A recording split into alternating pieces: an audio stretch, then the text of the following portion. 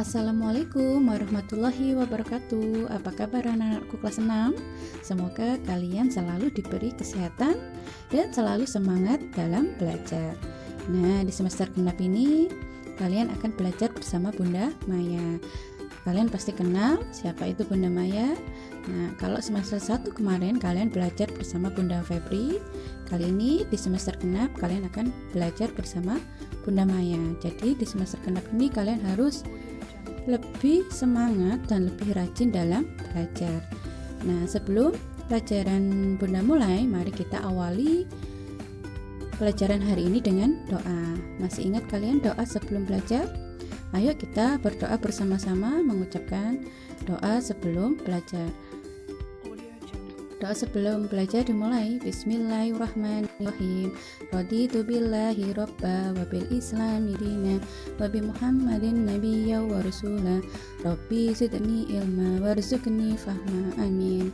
Nah, kali ini di hari Senin Bunda Maya akan menjelaskan tentang tematik. Nah, untuk di kelas 6 sudah masuk tema 6, yaitu menuju masyarakat sejahtera. Nah, kali ini kita akan belajar tentang subtema 1 masyarakat peduli lingkungan dan masuk di PB1 dan PB2. Nah, di PB1 dan PB2 ini kita akan belajar tentang pertumbuhan dan perkembangan manusia. Jadi pertumbuhan dan perkembangan itu tidak sama. Perhatikan videonya Bunda ya supaya kalian paham apa yang Bunda jelaskan. Nah, di sini pertumbuhan adalah proses bertambahnya ukuran jumlah sel di dalam tubuh. Misalnya, berat tubuh kita saat usia balita pasti berbeda dengan saat remaja. Jadi, manusia akan mengalami pertumbuhan yang mana bertambahnya berat badan serta bertambahnya tinggi badan.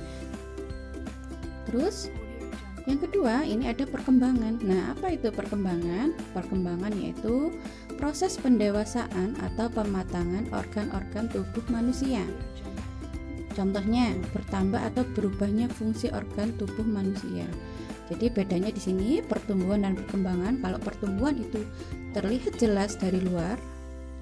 Jadi misalnya kalian dulu kurus, sekarang gemuk, terlihat ya dari luar. Kalau perkembangan itu adalah perubahan yang ada pada organ dalam tubuh manusia. Jadi ada di dalam tubuh kita. Nah, hanya kita saja yang dapat merasakannya. Nah, kita lihat tahap pertumbuhan dan perkembangan manusia itu diawali dari bayi. Bayi merupakan manusia yang baru lahir, yang mana dia sangat bergantung pada orang tuanya. Bayi belum dapat berjalan dan biasanya masih mengkonsumsi ASI atau yang disebut air susu ibu. Kemudian tahap selanjutnya setelah bayi yaitu balita, merupakan singkatan dari bayi bawah 5 tahun. Nah, di sini pada masa balita biasanya sudah dapat berjalan, melompat, berlari. Jadi pada usia balita ini usianya antara 1 sampai 5 tahun. Yang mana mereka mulai pandai berbicara dengan orang lain. Nah, tahap selanjutnya yaitu tahap anak-anak. Nah, pada masa ini anak-anak sudah mulai mandiri dan dapat melakukan pekerjaan ringan. Itu adalah salah satu ciri dari pertumbuhan pada masa anak-anak. Kemudian tahap selanjutnya yaitu remaja.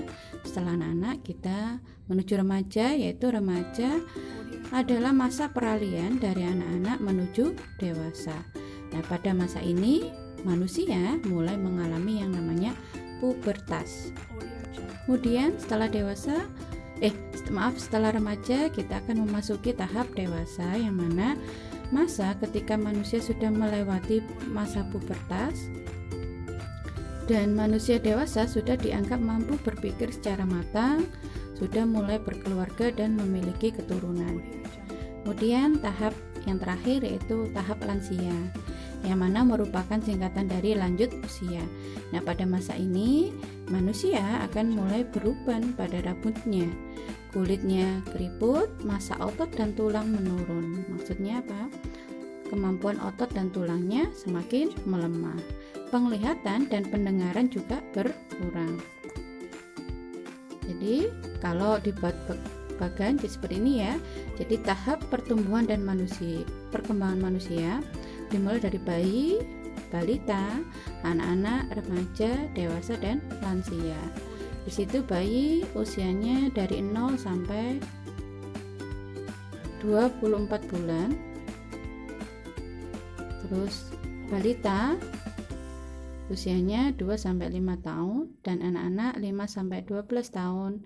Remaja 12 sampai 19 tahun atau sampai kita lulus SMA itu juga termasuk remaja. Terus dewasa usianya 20 sampai 45 tahun, sedangkan lansia usianya di atas 45 tahun. Nah, di sini pemataan fungsi organ reproduksi manusia. Nah, di sini ini merupakan ciri-ciri fisik yang ada pada laki-laki dan perempuan pada saat masa pubertas. Nah, di sini perbedaannya, ciri fisik laki-laki pada saat dia mengalami masa pubertas yaitu tubuh bertambah berat dan tinggi. Pundak dan dada semakin bertambah bidang, semakin lebar.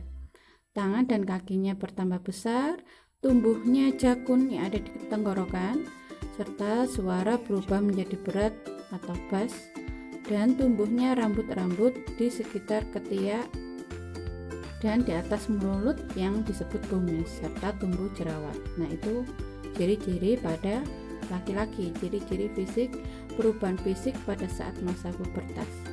Nah, pada perempuan juga akan mengalami yang namanya perubahan fisik, yaitu tubuhnya bertambah berat dan tinggi, pinggulnya mulai membesar dan melebar, suara berubah menjadi merdu atau melengking, tumbuhnya rambut di sekitar ketiak dan kemaluan, serta tumbuh jerawat.